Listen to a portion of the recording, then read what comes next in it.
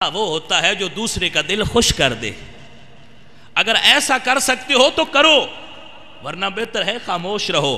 مزاح میں جھوٹ بولنا بہت بڑا گناہ ہے. حضور نے فرمایا ہے لعنت اللہ علی الکاذبین، جھوٹے پر اللہ کی. بول دیں آپ کون سا جھوٹ بولتے ہیں؟ آپ تو سچے لوگ ہیں ماشاءاللہ.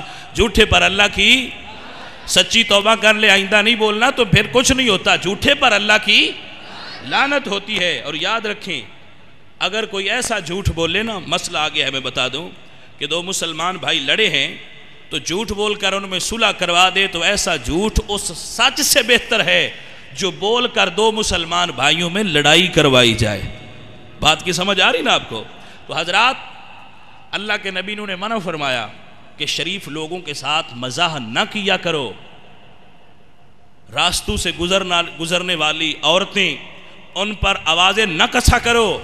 شریف لوگ گزرتے ہوں تو اے خبیث لوگوں ان پر آوازیں نہ کسا کرو. ان کی عزت نفس کو مجروح نہ کیا کرو. میرے جملے غور سے سنیں، انہیں بلاک کرنا، انہیں دوسروں تک پہنچاؤ کہ کسی کی ماں بہن اور بیٹی گزرے تو جو آوازہ کسے وہ مصطفیٰ کا امتی تو ہوگا، عمل اس کا مصطفیٰ کے امتی جیسا نہیں، وہ خبیث ہے.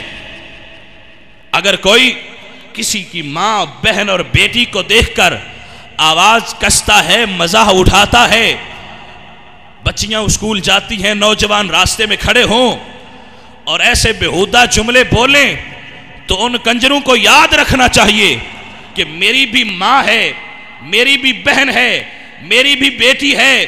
اگر آج میں کسی کی ماں اور بہن کو گندی نظر سے دیکھتا ہوں تو وہ کیسے محفوظ رہیں گی؟ آپ کو ایک واقعہ سناتا ہوں، شاید کسی کے دل میں بات اتر جائے.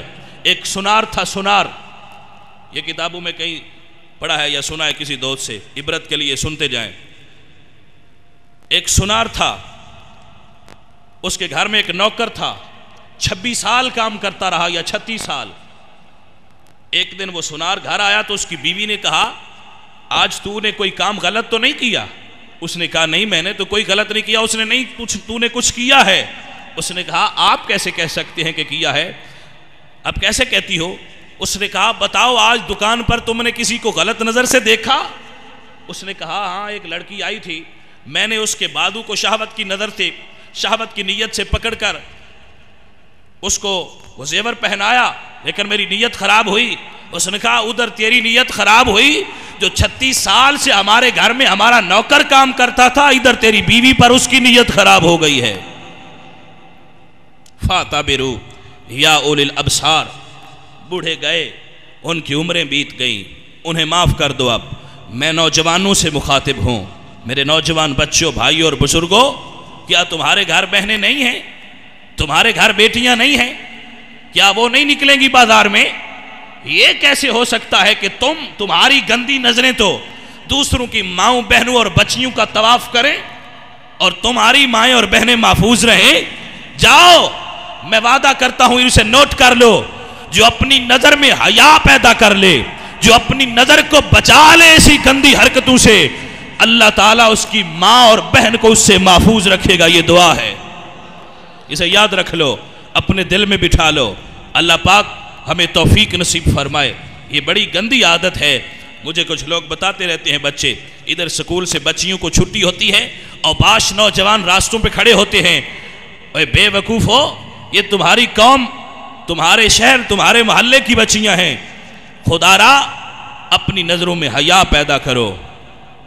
اللہ پاک ہمیں سمجھنے کی توفیق نصیب فرمائے.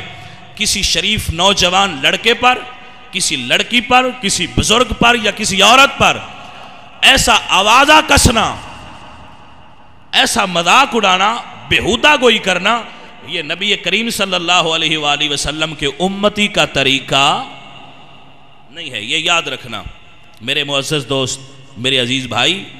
ان میں اور بھی خامیاں ہوں گی اور خامیاں تھیں ان میں،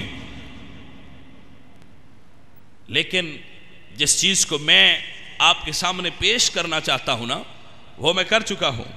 اللہ کے نبی نے ان کو ڈرایا، انسان بنو، اللہ سے ڈرو، اپنی طاقت، اپنے مال اور دولت پر گھمنڈ نہ کرو. اتنے گھمنڈی نہ بنو کہ ہمارے پاس اتنا مال ہے، ہمارے پاس اتنے بڑے بڑے محل اور مکان ہیں۔ تو جب اللہ کے نبی نے فرمایا تم پہ عذاب آئے گا تو دونوں نے کہا ہم پہ کیسے عذاب آئے گا، ہم عذاب کو روک دیں گے۔ 3 سال تک ان پر عذاب ہلکا آیا، عذاب کے نشانات آئے۔ کیسے؟ 3 سال بارش نہیں برسی۔ آپ کہتے ہو نا کہ بارش کیوں نہیں برستی، وہ اپنی رحمت کی نظر ڈال دیتا ہے، لیکن سوچئے جس قوم میں یہ جرم تھے 3 سال مسلسل ان پر بارش نہیں برسی، ان کی کسی عورت کے گھر کوئی بچہ اور بچی پیدا نہیں ہوا، زمینیں بہنج، عورتیں بہنج، سب کچھ بہنج ہو گیا، پیداوار ہونا ختم ہو گئی، برکت ختم ہو گئی۔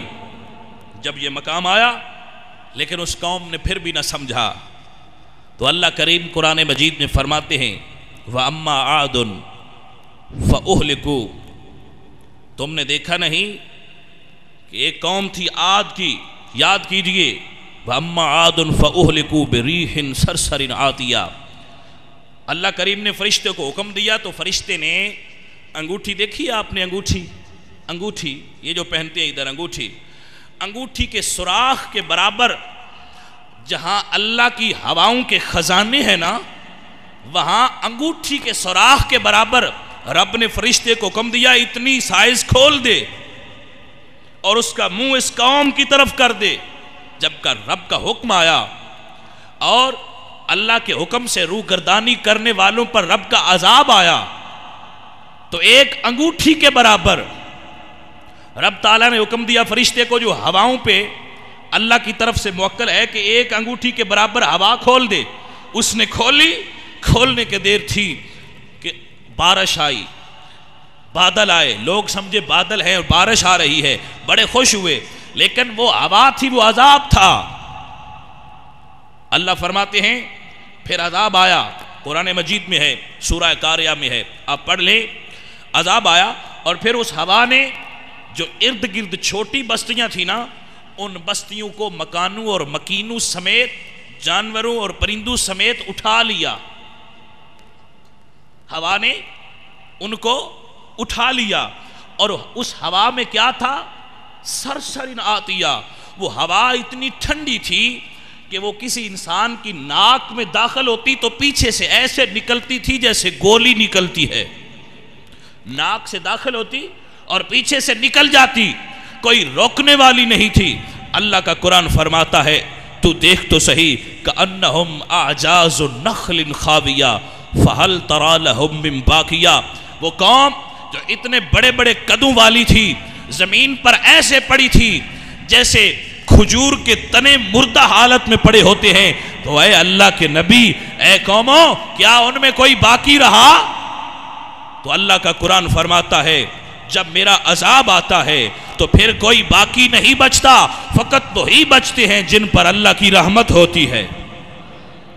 یہ عاد تھی حضرت ہود علیہ السلام کی قوم، حضرت ہود علیہ السلام نے ڈرایا لیکن وہ نہ مانے، تو وہ ہوا نے اٹھا لیا، اور جب اٹھا لیا تو پھر اس عذاب کو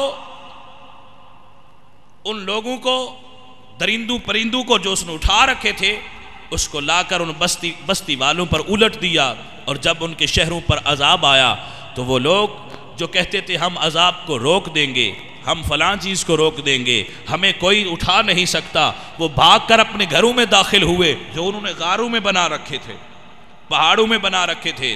کتب میں آتا ہے کہ ہوا ان کے غاروں میں داخل ہوئی، ان پہاڑ کی کھوؤں میں داخل ہوئی، حتیٰ کہ کتابوں میں آتا ہے ایک عورت نے بڑا مضبوط گھر بنا رکھا تھا، پہاڑ کے اندر وہ اس میں داخل ہو گئی، لیکن اللہ کے حکم سے وہ ہوا جہاں جہاں بھی کوئی تھا ان کو ڈھونڈ ڈھونڈ کر جہاں لگتی جاتی تھی، وہ ٹھنڈی ہوا اتنی سرد تھی کہ جس کو لگتی جاتی تھی اس کی جان لیتی جاتی تھی۔